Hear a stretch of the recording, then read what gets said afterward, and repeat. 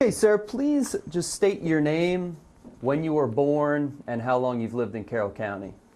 My name is Russell Mills Jr. I was born July 3rd, 1936 in Baltimore County. I moved to Carroll County in January of 1939 and have been a resident ever since. Tell me a little bit about your childhood, just how different things were back in the 40s, I guess, when you were growing up in Carroll County as opposed to today. Well, when we were growing up in the late 30s and early 40s, we grew up as poor kids living on a farm. We had plenty to eat, we had no money, we had a tight family lifestyle. We played a lot of cards as we were growing up with the family, mother and father, brother and sister, and spent most of our evenings after homework playing cards and before we went to bed at night. How about your education? What was school like back then?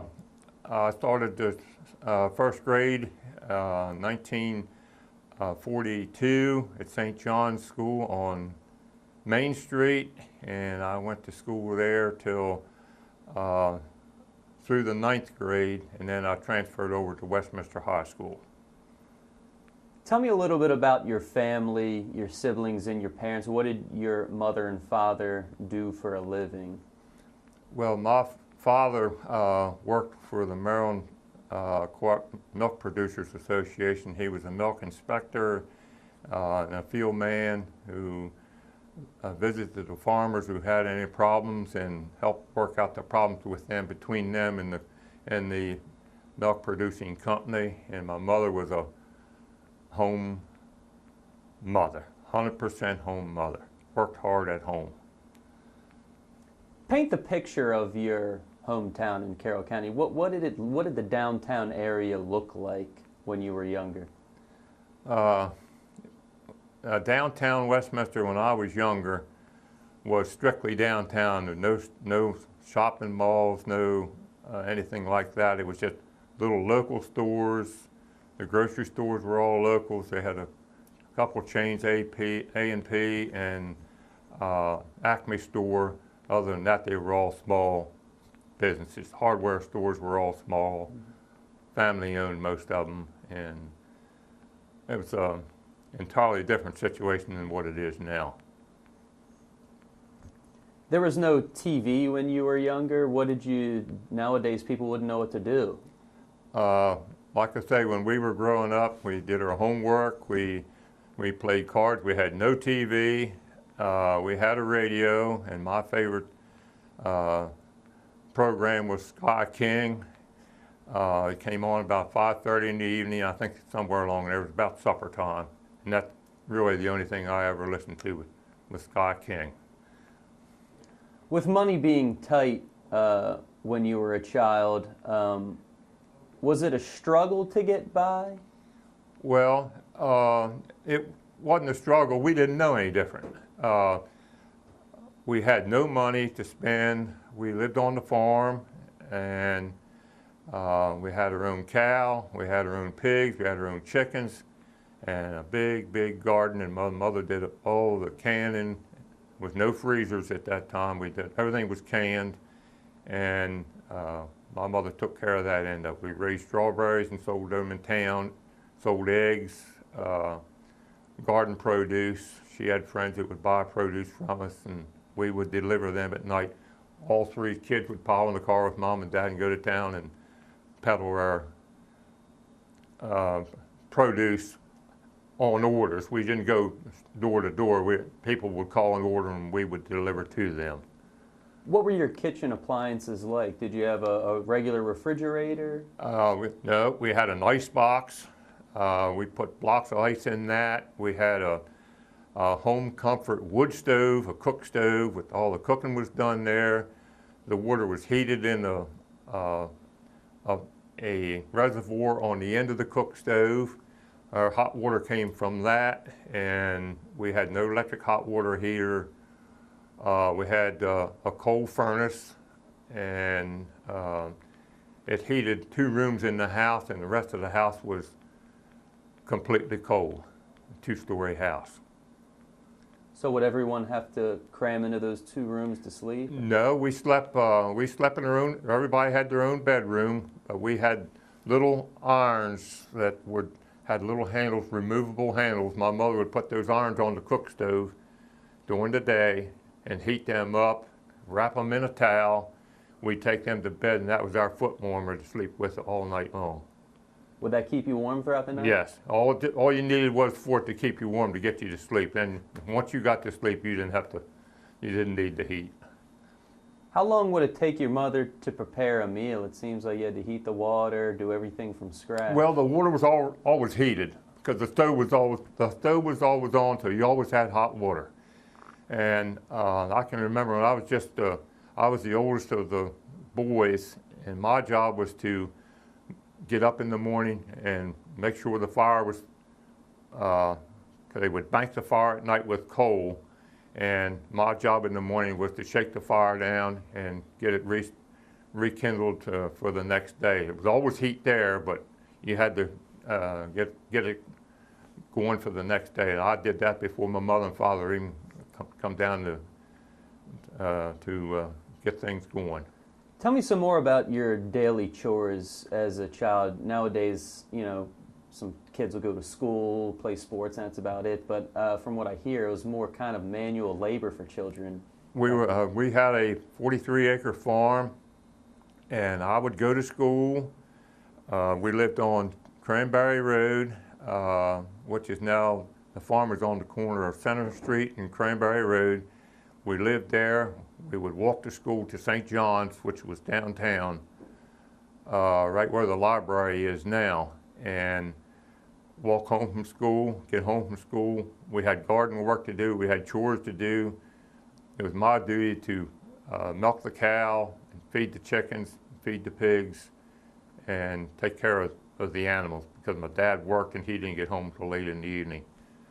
But it was my responsibility to take care of that, and I loved it. Did not know any different. Participated in absolutely no sports or extracurricular activities at school.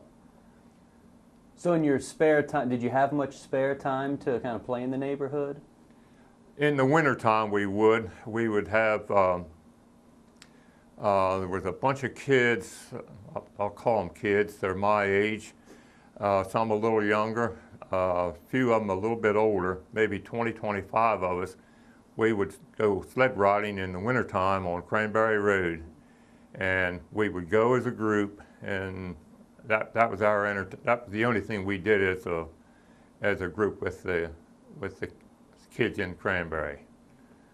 You've obviously lived in Carroll County a long time. What would you say is the biggest difference as you look back to your childhood in Carroll County and you've seen the county evolve? What's the biggest difference from then to today? Well, the biggest difference is, I think, everything is fast food, a lot of restaurants. When we were growing up, of course, we walked to school. We walked home from school. All dirt roads. We had no traffic to deal with. 140 was not even in existence when I was in school, and we would enjoy ourselves at home. When we had any free time, it was spent at home. Kids did not have cars. When I was in high school, there were very, very few kids that had a car to go back and forth to school in. Now, today, the parking lots at school are full of cars. It's not all faculty. What would you say is your most fondest memory of Carroll County? I know that's a hard question. You might have multiple, but Yeah. Looking back on it, why did you stay in Carroll County, and what was one of your best memories? Well, I don't know if there is a best memory, really. We've enjoyed Carroll County all of our life. We've, in later years when I got married, my wife and I have done some traveling, but there's no place like home. So you say you enjoyed the chores Oh, you yes. did on the farm. Why was that? I think when you look back on it, when you were kids, you thought you had a lot of responsibility, but when you look back on it, that responsibility taught you to grow up and be responsible.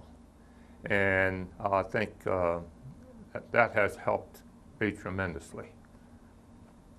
Switching gears, how about the holidays in downtown Westminster? What did the streets look like during Christmas time? Was there a lot of window shopping and things to that nature?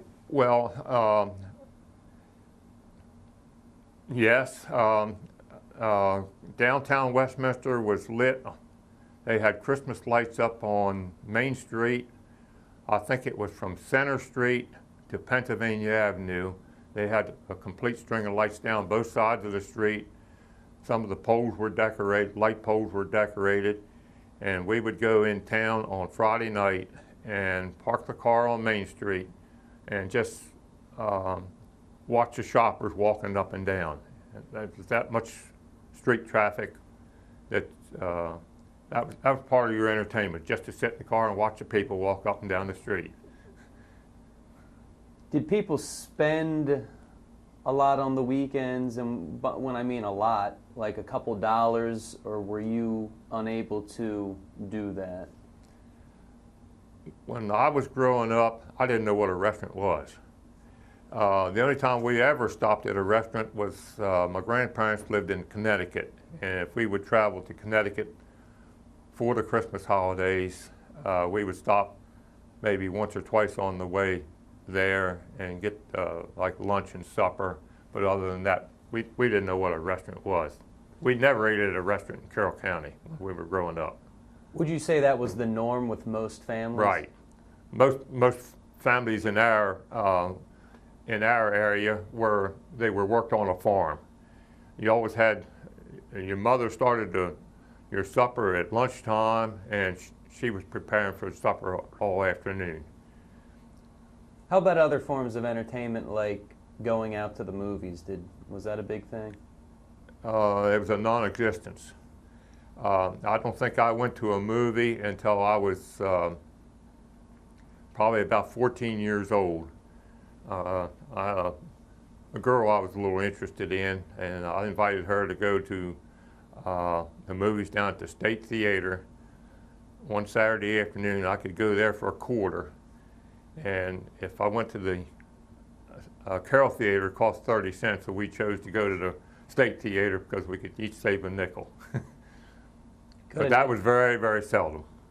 Would a nickel actually be able to buy things? Oh, you could buy a soda. You could walk next door after you come out of the theater and go in and buy yourself a Coke or something like that for the nickel, yes. How about gasoline? What was the cost of a gallon of gas, do you remember? The cheapest I can ever remember gasoline was probably around 10 cents a gallon. What about like a pack of cigarettes?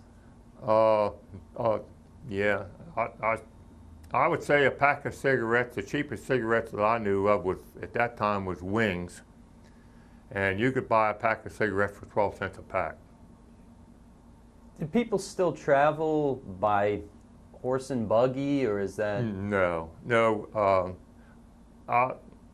We worked with horses on the farm, but we did not see any people around Carroll County that we knew of that traveled with horse and buggy. So it was either in your era, and the era we're talking about is kind of like the 40s was your childhood? Well, it was mostly the late 30s and the early 40s. A lot of people had cars in the late 30s, 35 on up, and a lot of them were, Nash was a big one, Ford was a big one, and Chevrolet and Buick, and that's about the only ones I can ever recall. So it was either you traveled by automobile or you walked. Right, and it was mostly walk. If we needed something in Westminster, we would go from school to the store and get it and bring it home when we came home from school. What would a normal traveling experience by foot be like? If you had to go to the store and it was a 2-mile one-way walk, was that a long walk or is that kind of normal? Well,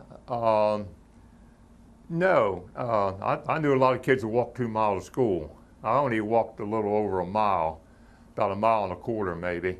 But we did that winter and summer. I mean, they didn't close schools at that time like they do now for snow days. There was no such thing as a snow day then. You either went to school or you didn't go. And we would walk in the snow to get there. It meant that much to us, and it meant that much to our parents too.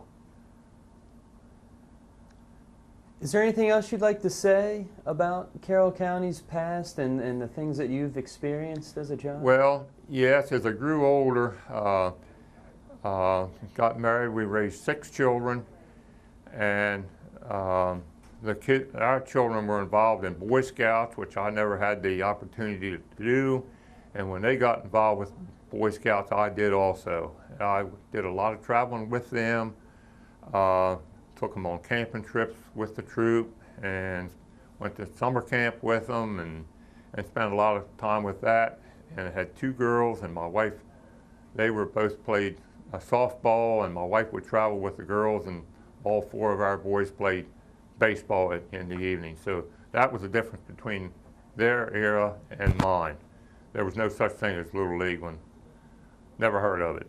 And then later on in life, I was invited to join the Westminster Lions Club in 1975. And when my boys got old enough to get out of Scouts, I joined the Lions Club, and it was one of the best things I ever did, because I am able to give back to the community a great deal. And for the record, can you just name your mother, your father, your wife, and your children? Can I name them? I sure can. Will you? My father was Russell Mills Sr. My mother was Gertrude Jordan Mills. My father was raised in Connecticut. My mother raised in Baltimore County as an orphan. And they married and came to Carroll County. And they had 3 children, my older sister Mary Ann, myself, and a younger brother Charles. And my sister has now passed away. My brother Charles is in Virginia.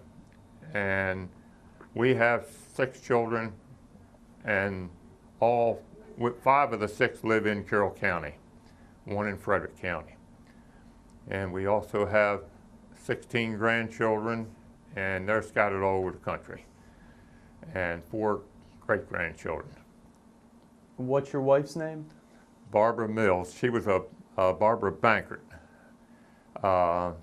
And we got married April the 7th, 1957. So we've been married 52 years. And do you want to name your children? Yes, I can. I think I won't give you their age and their birthdays, but my oldest daughter is Pamela Bowers, and she lives on the farm I was raised in, right behind where we live. My oldest son is Russell Mills III. He lives out here on William Avenue. I got a daughter, Brenda Stanball, lives up on Springdale Road. And I got twin boys, Ronald and Donald Mills. Donnie lives on Main Street in Westminster. Ronnie lives in Frederick County. And I got a younger son, Leonard Mills, who lives up on Bark Hill Road. And they've been in Carroll County all their life, and they love it, and they've all done real well. Those are my questions. Is there anything else you'd like to say or anything? Nope, I'm just proud that I can be a resident of Carroll County, and I don't think there's, we visited a lot of places over our lifetime on vacations. Nova Scotia is beautiful.